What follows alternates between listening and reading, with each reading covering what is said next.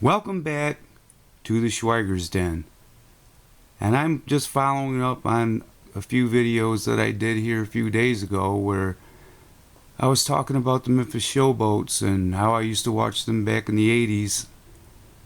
And I used to watch a quarterback named Walter Lewis, which he is a quarterback of the past for the Memphis Showboats. And I don't think he got enough notoriety or respect.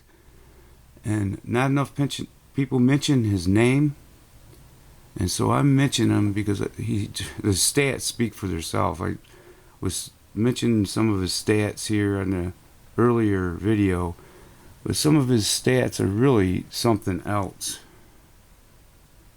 And he played for the Showboats back in '85.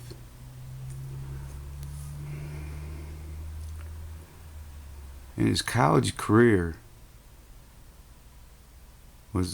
his attempts was 504 and completions was 986 for 4,957 yards and 99 touchdowns.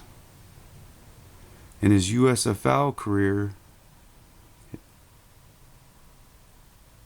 it was amazing, and I mentioned that in my last video. But his career in rushing, he even had a rushing where he attempted 400 and made 1,433 yards, averaged 3.6 yards, and 13 touchdowns. Walter was a Southeastern Conference co-MVP in 1983.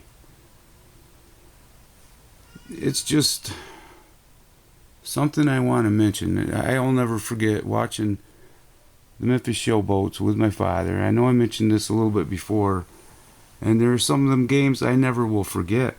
They stay in my memory, even till this day, almost 40 years later. But let's remember the great Reggie White played for the Memphis Showboats. We know how great he was.